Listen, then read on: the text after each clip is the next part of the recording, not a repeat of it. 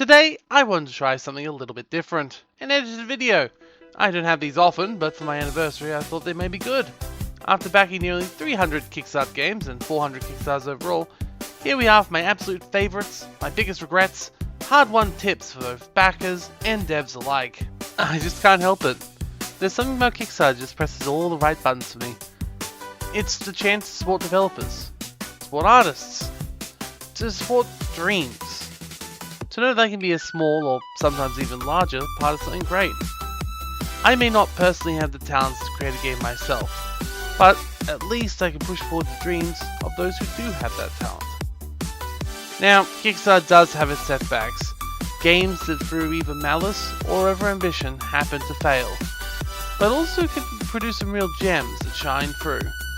Games that wouldn't have seen the light of day otherwise, games that may help kickstart a company, games that make you laugh or cry, games that make you want to keep backing whatever else they release, whether it's on Kickstarter or not. Keep in mind this list isn't perfect, and it isn't complete. I back so many game projects, how could it ever be? But I think that's sort of part of the fun, right? How do I even start a list like this? Knowing there are so many games on my list, that choosing my top 10 will likely forego many worthy titles from it. This is like a parent choosing from their favourite child, or a teacher choosing their favourite student. It may happen, but likely shouldn't. Ah well, here goes. I have a few rules for each list. Before I go on, let's start with my best list. This list can only contain titles that have actually been released. Not games that are in perpetual early access, even if they're really good. Or ones that are still dropping trailers and demos. I'm sorry, this isn't a video about just hyping up games. Also, I have to have actually played them. A lot of games like Sea of Stars, for example, may be amazing, but I just haven't gone around to playing them just yet, so I can't really fully judge them. That does underline the fact this list is not complete. But what is here is still pretty great, and I love it nonetheless. So let's get started. 10th best, Chroma Squad. Let's start off quick with this one. It's not usually a game I'd love. I mean, for one, I was never really a huge Power Rangers fan, and tactics games, I'll take them or leave them. But it did manage to scratch that carry-soft management vibe, and had some killer turn-based tactical combat, and a decent storyline to boot. I can definitely recommend it, especially if you actually like these games. So it's a good starting point for number 10. My worst list is rather open slather. It combines both abandoned and forgotten games, and ones that have released poorly. Generally, if a game's released and was well received, if I personally didn't like it, I won't penalize it here. This isn't that kind of list. So these games are games that I personally think are not that great. That doesn't mean that they won't eventually come out and defy my expectations, but it does mean that I've reached a point where I've pretty much either given up on them, or I'm like, this was something that I was really excited about once, and now all excitement has waned in me.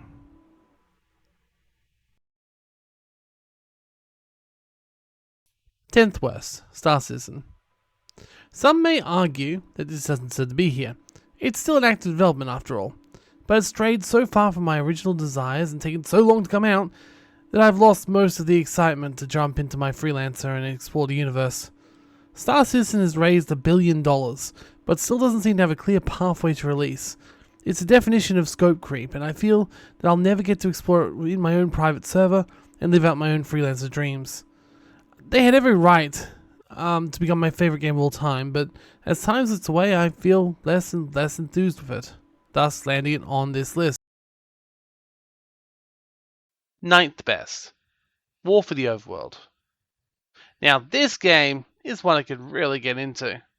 War for the Overworld is a dungeon keeper-like, and while the game itself was mildly limited by its Unity engine, the devs continued to show it love and development until it finally reached a point worthy of being called the worthy successor Dungeon Keeper it's considered now. The devs have actually been able to move on further, and they've made their own Theme Hospital in Space style game called Galactica. And you better believe I bought that too. I'm so happy for these guys. They really made such great progress from their initial Kickstarter, and when they initially were like just a small group of Dungeon Keeper fans who were just trying to make something beautiful and something fun. Either way, they well and truly deserve their spot on the list, and I look forward to whatever they create in future. 9th worst, Little Legend. While this game hasn't technically been abandoned, it has been cancelled, well, put on hold indefinitely. The reality is game publishing are hard, and this team was unable to find support from a publisher to help the game release to the level they expected, now just gone. This is a painfully uncommon way for a tale like this to end, and it's just disappointing. For us and for them. I don't blame the devs for this specific example, but it is a cautionary tale to say the least, and I appreciate their honesty. Though, that honesty does not extend to one of the later titles in this list, as we shall see. 8th best, Coral Island. Now, you might be shocked to see this here so early. I've always considered Coral Island, however, to be a massive gamble. It looked too good. The assets too clean. Everything was pointing to it, promising more than it ever could possibly deliver. Fortunately, and after a rather rocky launch where they launched a little bit too early in my opinion, this high fidelity 3D Stardew Valley-like has really stolen my heart. And they keep on improving it, patching it, and doing all they can to make it the best possible. Watching islands bring to life has never been so satisfying, and quite frankly, I'm enjoying the ride. 8th worst. You Are Not the Hero. This one's a real shame. It promised to be a bit of an anti-RPG, where you weren't the main hero, but an unwitting NPC who's fed up with being abused by adventurers. After years of development and many updates, eventually they just stopped. The developer apparently still logs into his Kickstarter account, but there has been no update since 2018. The game seems well and truly dead, abandoned by its dev with no explanation. A real disappointment.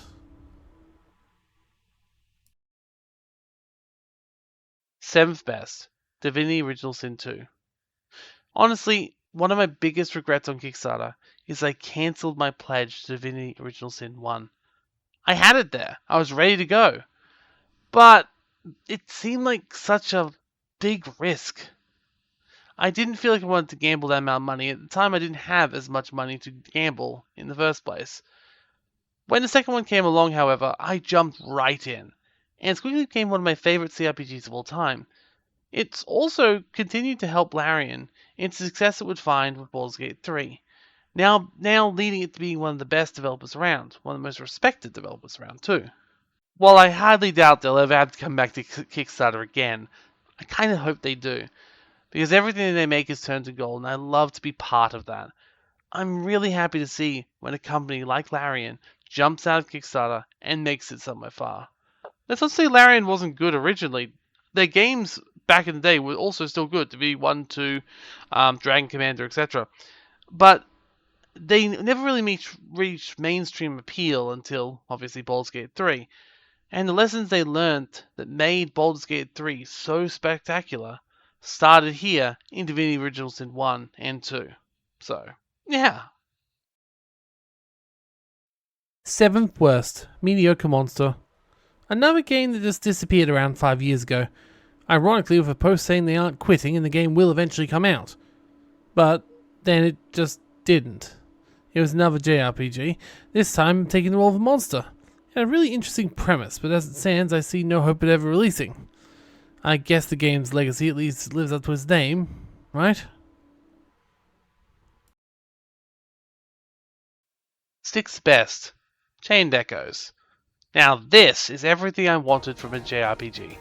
It had a touching, engaging storyline that took me across a varied world with many different biomes, monsters, and more.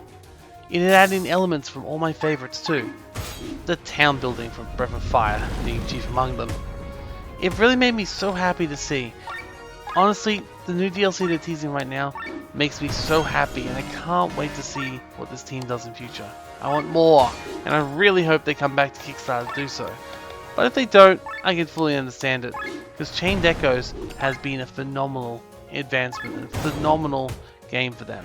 So I can't wait to see what happens from here. 6th worst, Stellar Overlord. Originally known as Planet Squared, started as a rather generic looking Minecraft clone. This was during a year I decided to back pretty much anything as long as it looked remotely decent. In hindsight, I could see the warning signs it was going to fail. Very little content was shown on the page, and the game itself seemed like it had no real direction. Lo and behold, after its name change and release to early access, it It was quickly abandoned and never really touched again. So, yeah, kind of disappointment. Fifth best, Foundation. Look, city builders and I almost always see eye to eye, but on Kickstarter it often feels like they may not live up to expectations. Well, here's one that I'd already played for 70 hours in the first release, and then just waited for release. When it finally did, well, it certainly didn't disappoint. Foundation is one of my favourite city builders ever. Foundation is really one of my favourite city builders. It doesn't have the great amount of challenge something like Banish does, and it doesn't necessarily have the longest tech tree either. What it does have is a great system of gameplay where you paint the buildings on, or at least you paint where you want buildings to go. Your villagers come in, they build their homes, and they sort of work around your road system. Gone are the days of boring grids, come on are the days of these sprawling, kind of snaky sort of natural corridors, which seem to be rather impractical, but are quite fun. Then, on top of that, you add a monument system similar to something like Pharaoh. Not quite as good as something like Pharaoh, but the idea is you get to design and build very large buildings, often service buildings, that will not only be useful and provide a service to your population, but can also be upgraded later on. So you can design a small castle and then slowly upgrade it as time goes on when your city's needs improve. I love the dynamic nature of this, and I love how many ways there are to make a really impressive medieval city. So, yeah, it well and truly deserves its place on this list. I know often it feels like the negative list will get longer spiels because I'm talking about them, but I do feel like these games need that spur of a spotlight sometimes as well. Fifth worst, Alzera Radiant Echoes.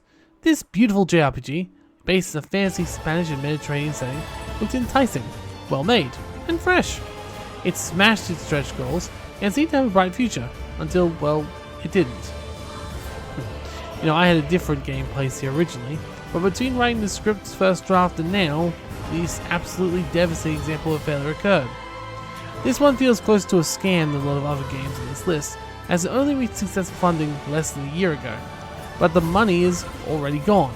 The dev claims the Kickstarter was only for making a demo to pitch to publishers, and that they'd need another $300,000 to actually make the game. To the backers, this felt like betrayal. How could the money run out so fast? Why weren't we told that this was all we were backing? A demo? Seriously, no one would have backed a demo.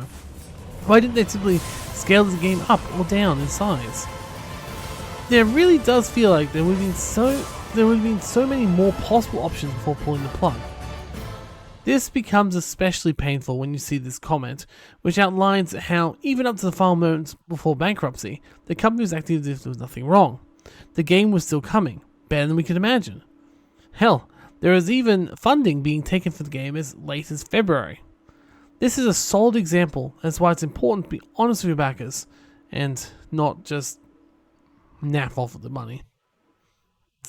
Ugh. Fourth best, My Time at Portia, and Sandrock, and hopefully Evershine, but let's not talk about that too much. Look, I originally backed this team when they first came to Kickstarter with their game Planet Explorers. They didn't exactly leave it a great spot, and I didn't really like it that much at all. And part of me thought I was crazy for backing them a second time. But when I saw My Time at Portia, I was swayed regardless. My misgivings were thankfully unfounded, as this game is when they really hit their stride. The game starts off a little slow, but led to hundreds of hours of enjoyment and progression. I love slowly upgrading the world, and see some real late game projects that could really alter pretty much everything about Portia and the surrounds. Then they just did it all over again with Sandrock, and hopefully will be the same with their next game, which I've also obviously backed. It's a great example of that sometimes, even if a game doesn't do great once, or maybe isn't their best game, that it's sometimes worth giving them an extra shot. Fourth worst, The Deadlinger. This one hurts, because I had such high hopes for it, and it was one of the earliest examples of a failure I've had so far. It was an open world zombie survival with a procedurally generated world. It never made it very far at all, Shortly after its release into early access, in a very broken state, it was eventually postponed. All the dev claimed was that the Kickstarter was for early access, but what we got was less than that. The dev eventually gave access to a sequel game, Unfortunate Spaceman, for free to all backers. Problem is, the game was nothing like the one we backed. Instead of being a massive, open-world single-player zombie game, it is an entirely different investigation horror game, multiplayer to boot, which has since been released as free-to-play. Ironically enough, Kickstarter backers were not even offered the paid content pack, Death Proof, for free, at least as far as I can tell. I don't have it. Third best, Everspace 2. My favourite space game is Freelancer. I love it so much, and it sort of makes it unfair for every other space game that's came since. I think Everspace 2 is the first game to really live up to my expectations, as lofty as they are, with an engaging storyline, plenty of exploration, customization, and an accessible but satisfying ship-to-ship combat. Many space games are too hard, or too simple, or not free enough, and this one hits all of my expectations. Well, besides one. I do wish it had trade lanes. I love trade lanes. The third worst, Zenith. This one's just disappointing. It started off decently as a VR MMO. Not many of those around, so it seemed like an interesting one to follow. Unfortunately, after a relatively bumpy but still successful enough beginnings, at least from the players' perspectives, the game was eventually abandoned in favour for a free-to-play parkour-based quick session game, relegating the original VR RPG to being an unfinished paid DLC, which at least the people did get for free, but it meant that the dreams we had for Kickstarter were essentially dead for nothing but trend chasing. Massive disappointment, as you can imagine. Second best, Grim Dawn. I think at this point I have over 300 hours in this game, and I've since bought all of its expansion packs and keep playing occasionally with different people. It took the basis of Titan Quest and bounded ahead in all the right ways. Diablo is great, but while Diablo 3 left me feeling flat, this one always offered me something new, fresh, and full to the rim with delicious loot and progression. I do hope they continue and make a sequel, but right now, we're waiting another expansion pack. Second worst, Project Phoenix. The last word from this project was the update entitled, Gearing Up to Finish Project Phoenix. This update was posted in 2019 after having a series of legal disputes and the development of an entirely separate game, Tiny Metal. The creator disappeared, with no trace. And the game has been forever in limbo ever since. Abandoned. While I personally didn't back too much in this game, thankfully, a lot of people put a lot of faith in the pedigree behind this project. To see it just disappear with very little fanfare was disappointing to a great many. I think this one particularly hurt, just because of the simple fact of it really didn't show anything. It never did. It was totally like a pipe dream. And we never got to see anything after that. There's lots of games that don't make publishing, that can't be released because, they don't find a publisher or whatever. I get that, sure. But this one just... it's gone. Just gone. Honestly, can I just say that making this list was pretty hard. I kept coming across games I wanted to talk about. In the end, my choices are subjectively my favourite games I've owned from Kickstarter. In fact, it's subjectively games I like right now from Kickstarter. Not objectively the best.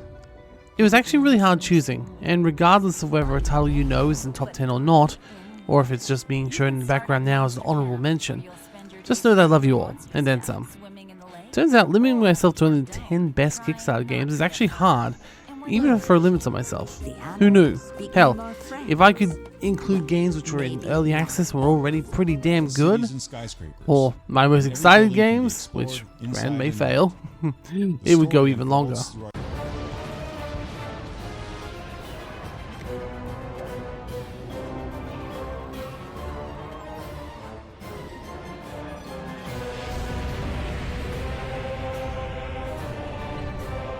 Of a mysterious investor and your loyal servants, you must reclaim your rightful place as a rich person. In sexy business, you will balance assigning your executives to various tasks.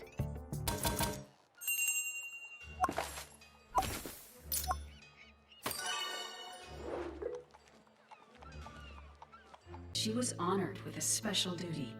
Some people would call it a sacrifice, but what she didn't realize at the time was that it was a great honor. First best, Dungeon Mans. Honestly, few games seem to tick as many boxes with me as Dungeon Mans does. If you've been on the channel for a while, you likely know a fair amount of it from my series and also my Nest of Love. But yeah, I love this title and its developer, who even now continues to make additional content for this game a decade on. Dungeon Man allows players to slowly work through exploring a deceivingly difficult world with plenty of humour and strength. Honestly, this is by far my favourite game I've ever backed on Kickstarter. My only regret is I didn't back it for more money. Like seriously, I would have loved to have actually had an item in the game or something similar, but turns out that at the time I was like, maybe not. It does show that sometimes the biggest surprises are the ones, well, obviously, the ones we don't see coming.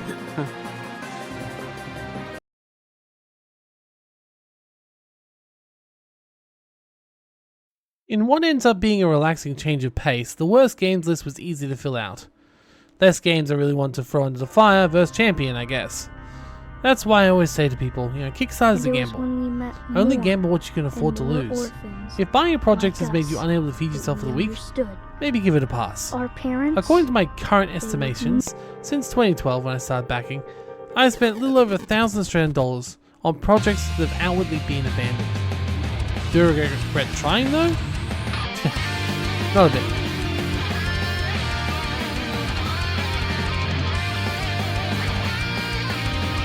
Ever since Latia first harnessed the healing magic of the land, we've been mending people's souls with food.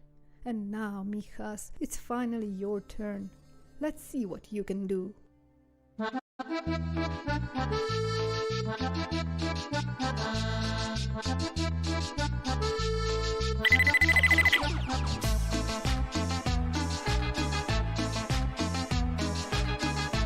Of all else, mistakes are killer. Plan accordingly.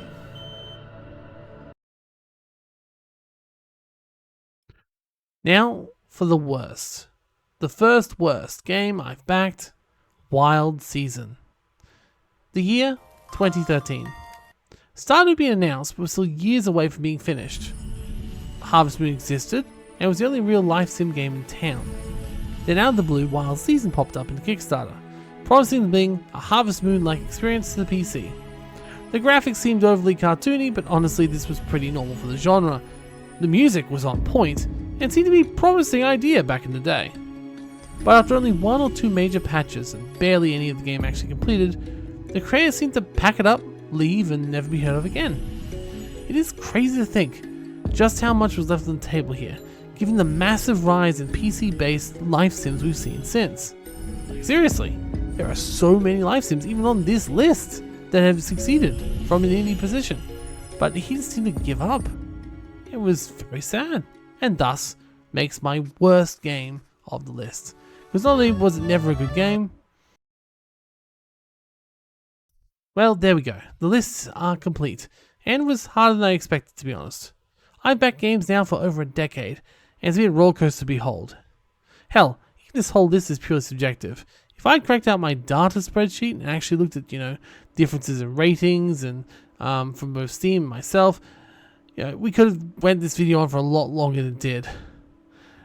But as it stands, I want to leave this video with a few final tips, both for backers and Kickstarter creators, to help hopefully improve the experience and the wonder of Kickstarter as we go on. In some ways I feel like if I had put more depth into my first two lists and I had not wanted to get so much covered, this could have been over multiple episodes. That's the sort of level of which I could talk about this stuff, but I tried to make it as quick and snappy as possible for an edited video. First of all, we have the backer tips, and this time I'm not going to try and alternate between them if I even end up doing that. I'm just going to read them out and see what you say in the comments. So the first and probably most important backer tip I can give to anyone who's wanting to back on Kickstarter is to only back what you can afford to lose. I spoke about this before in the negative list, but I just want to remind everyone, Kickstarter is not a method of pre-ordering games. It is a gamble. Any game you may back may end up being a lemon or the metaphorical brick in the graphics card box. You don't know when something is going to completely succeed and when something's completely going to fail. You're not in for the money anyway. There's no payouts from Kickstarter. But the payout comes in whether you enjoy the game or not. And for that sake alone, be careful what you spend. Know that things will look a lot better on Kickstarter and a lot more exciting on Kickstarter than they may end up being in real life, especially physical rewards, but that's neither here nor there.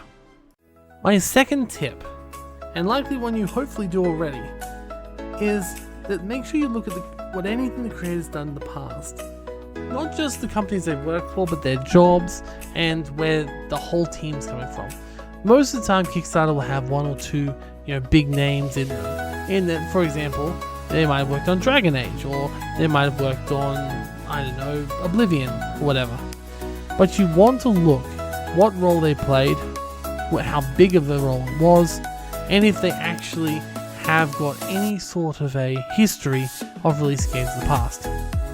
While this isn't a guaranteed way of making it better, it can help reduce the amount of disappointment if a game is at risk of failing, because we can just pull out and not have to do it.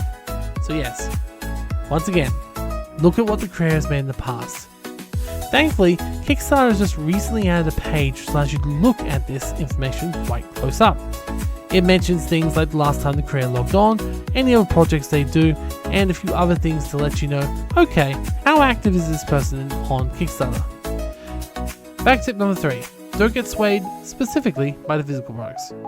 Let's be honest, a good plushie, toy, t-shirt, whatever it is pretty fun, sure. However, in a Kickstarter project, you'll often find being overly excited will lead you to get items or larger pledges that you may not necessarily need. Most of them are just going to come out at the level of your average collector's edition item. Some may never come out or take years even after the release of the final game to actually come to you in the first place. So just think twice if all you're really caring for is the physical products. Back at tip 4, don't expect the project to come out on time, and when it doesn't, don't instantly write it off or complain. One of the worst things any game can do is release early. It ensures the game will be terrible. People in Kickstarters are just that, people. It's hard for them to estimate exactly how long everything will take, especially when they're unsure as to how much money they'll even get. Back tip 5. Always look at not only what they're showing, but what they aren't showing. Avoid any titles without content on their game page. A small demo, some screenshots, a list of members, all good things. But if it's just a page with an image instead of video, and only text, maybe it's worth avoiding. What aren't they able to show you? Maybe they literally just have a concept and not a whole team to work on it. Maybe there's nothing there at all and they're just going to plan on rug pulling you and leave. Now, on to the creator tips. The first creator tip is to be frugal with your physical options. These are most often the ones to fail. Try and stick with simple ones that you know you can make at simple tiers. You don't need to make super complex, crazy, amazing things that will end up costing more than you actually get back in pledges. You might spend years putting time into making an art book that will sit on someone's coffee table for years and will never be read. It's staggering, especially given the number of unwanted complaints it will likely bring. How much time and effort gets put into physical rewards that are often seen as an afterthought after the game's released. Creator tip number 2. Creator tiers. If you've never heard these before, that's when people can pay to add something to the game. It might be, say, a billboard in the game, or a character, or a weapon, or an item. These are free money, if done well. The best creator tiers are the ones that aren't too costly for you to add to the game, but do add to the game. Chained Echoes is the best example of this I can think of. Its tiers weren't overly expensive, but each one added additional content to the game that made it stand out later. I remember when I was playing through it later and be like, wow, this is really cool content, this is really cool side content. And realizing, yeah, this is someone's Kickstarter issues, right? Some games, when they add these sort of Kickstarter quests, can really add to the game well. You want to create things that do not disappoint your backers, nor alienate those who buy the game later. You want to be careful not to flood the game with too much Kickstarter content, however. That turns into a bit of a walking billboard and will make people be like, oh yeah, it's just another Kickstarter person, I guess that's not really important, and you don't want that. But carefully planning how many inserts you want to have and what they actually do can really help out make your game better in the long run. I suggest broad, limited creative tiers that give people freedom in how they present themselves. Designing monsters or bosses works well, as does making back collectibles. But having every second NPC be a backer sprouting some random stuff will probably have the opposite effect. Creator tip number 3. This one should go without saying, but please, have everything ready before you make your project. Don't be rushing to get a demo out or posting screenshots soon. Make sure you take the time to have everything you need first. The most important push in your project is the first initial funding push. It creates ongoing momentum throughout the rest of the campaign. Even when it slows down, which it will slow down, it allows it to settle at a faster pace. And it makes the final push even more impressive. If waiting another month could have let you better the opening push, it's worth it, right? If there's a massive Kickstarter project you're afraid of going against, then maybe wait. There's nothing worse than a poorly done launch. Creative tip number 4. Always overestimate in when your game will come out. A bunch of games are like, oh, we'll be out by the end of the year. Will you be? Because if not, you're just going to get a bunch of people quoting outdated Kickstarter TOSs claiming they have some rights for a refund. While that may not actually be the case, it is a very bad look for a game that sets itself out for failure. While you may have the game in the hands of the backers sooner than in the hands of the main population, it's often better to estimate your final release rather than just when you're giving them the first version. The Kickstarter alpha will be very bare bones most likely, and may not be exactly the best way you want to remind people that, hey, you got your money's worth. Creator tip number 5. Don't release too soon. In a similar way to the last 2, it can be really important not to release too soon. Many people will judge a game on its first showing, and if you don't give a good one, you might be curtains for your future endeavors. I know your funding is limited, but any time you can stretch it out will help you get more sales at the actual release of early access. The number of times I've seen a game released too early and basically people already give up on it before it even gets to release, which isn't good. And creative tip number 6. I know that backer tips ended at 5, but there's so many things I want to say to creators. Like, for example, ensure your stretch goals are both exciting and manageable.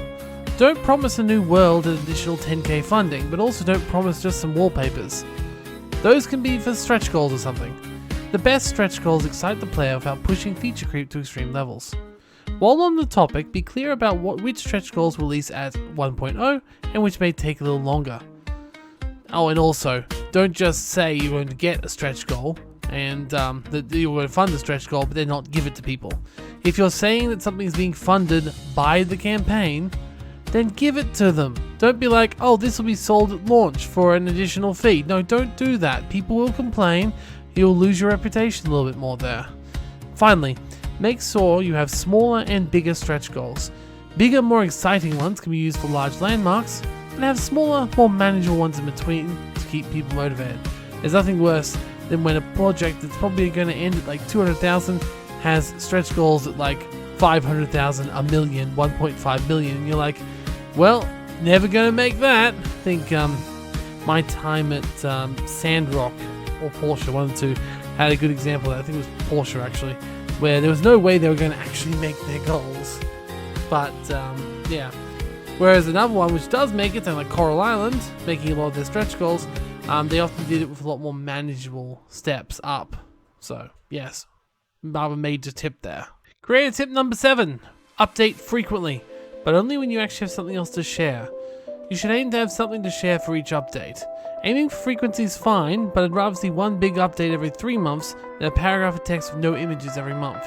And when your campaign's on, you should have a plan as to what you're going to update on. FAQs are good, behind the scenes stuff is good. Anything you've planned in advance that you can just pump out there alongside things like funding goals being met, stretch goals being met. Like, have a little mock-up done for each of your stretch goals for when you reach it. Have a mock-up done for when you reach your main goal. You know, have ideas of what you're going to do. Don't just be like, oh well, we'll update it later. Because you could waste a whole 24 hours of your project just having people waiting and getting less enthused while they're waiting for more stretch goals or an update or some confirmation that they've gotten what they earned. Creative tip number 8. I love AI art, but not for Kickstarter. We know you did your thumbnail with AI, and it looks fine, but it doesn't demonstrate the art style of the game, and it does instantly put backers in a defensive stance, looking at your project to see if it will ever come to pass. What you want to showcase is the unique style you're aiming for. You need to stand out. You have so much competition, you need to make sure your thumbnail's good. And, well, yes, I'm also using AI for my thumbnails. The difference is, my product is the video. The video is done. Your product isn't done yet. And unless you're showing a lot of gameplay alongside your AI-generated thumbnails, people will start to wonder, do you even have an artist? Do you have a designer? Do you have people working on this game? Or is it just something you've thrown into ChatGPT? And speaking of, there are other generators in ChatGPT. ChatGPT is not fine, it's okay, but there are other free generators you can use as well. And also you can even tell ChatGPT to tone down the yellowish filter so you can sort of make it a little bit less obviously ChatGPT. Obviously you're going to still say yes, this was AI generated thumbnail, etc. But it will have a slightly less amount of that initial pushback. Either way, I personally think you're better getting the artist you've hired for the project, which hopefully you have hired an artist for the project, to make something unique and something that will really show off your game in a way that everyone will want to play it. Creative tip number 9. Courtesy of Elzara, because I didn't have this here before, but I probably should have. Be honest about what people are backing for. Don't promise a full game if you're only promising or funding a demo or early access title. If that stops you from getting funding, fine. You can always relaunch for more worthy goal that is actually enough to fund the game. Elzara got 3 times its original goal. It got stretch goals. It got things that apparently were being added to the final game because of this creator, because of our what we did, right? And it still wasn't enough to make the game. That stinks. It stinks of being either entirely negligent or willfully dishonest, and either way, you do not want to fall into that camp, creators. Also, I'm just going to add one final creative tip number 10 that was not actually included in my script, and that is, if you do get picked up by a publisher, if someone does take over and they make your game much bigger than it is, don't forget your backers, the ones that gave you the ability to do that. If you get a season pass release because you've been picked up by Bioshock, by Gearbox or something, right? Like We Happy Few did. Give out the season pass to your Kickstarter backers, once again, like We Happy Few did. If you're backing like other games or other projects with this money, as in like within the project, like, hey, I've reached $1 million, it's going to give us a second game, give them that game. The amount of sales from Kickstarter are negligible in comparison to the free marketing you get by having a loyal, excitable fan base who will give you native advertising for everything you do, right? You want to treat your Kickstarter backers well, so they are more likely to speak highly of you even after release, and on future projects as well. Anything you do to screw over your backers may come back to haunt you, even if you now suddenly have money under your belts, right? I'd just like to add that one on. So, Hope that helps. And I think that's all I can think of it for now, at least. Yeah, this may end up being a pretty long video. I don't know, I haven't put together the audio clips I recorded now yet. I hope you learned something, or found some good games, or maybe found some games to avoid, I don't know. Honestly, I'll likely back games for as long as I can. Every failure sucks for sure, but even being a small part of helping game release will never grow old. I love nothing more than seeing a company or developer I help support releasing more games on their own, their dreams becoming realities. This is only a tiny snapshot of my Kickstarter experience, and hey, if people want like a breakdown of my data, I'm not sure how I feel about giving out the actual money figures that I've backed in Kickstarter, but it is very interesting, like percentage of projects that succeeded versus failed, percentage of Steam product starter, etc. I got a bunch of that stuff too. Anyway, the point is, don't be afraid of following your dreams, nor helping others with theirs. Now without further ado, a little final musical number, courtesy of Refusion. Enjoy, and I thank you for joining me for this video. Goodbye.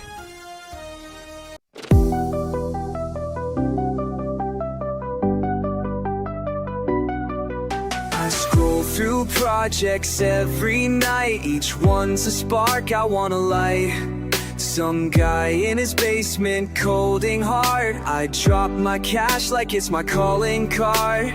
Dungeon Man's made me feel so right. Coral Island, bright as daylight. Grim Dawn kept me up till 3. Everspace flying wild and free. Yeah, I back the dreams that crash and burn. Every failure's just a lesson learned. From the basement coders to the big time teams, I'm funding hopes and chasing schemes. In the end, I back it all again. All again. All again. Deadlinger died before it lived. Wild Season took what I had to give. You are not the hero, what a fucking joke. Dwarf Corp left me completely broke, but Max Gentleman made me laugh. Foundation built my perfect path. Chain echoes hit me in the feels. These are the moments that feel real. Yeah, I back the dreams that crash and burn. Every failure's just a lesson learned. From the basement coders to the big time teams, I'm funding hopes and chasing schemes. In the end, I back it all again. Yeah, all again. All again. Some days I wonder if I'm just a fool, throwing money at a shiny tool. But when I see that any sparking night, I know I'm back in what feels right. Yeah, I back the dreams that crash and burn. Every failure's just a lesson learned. From the basement coders to the big time teams, I'm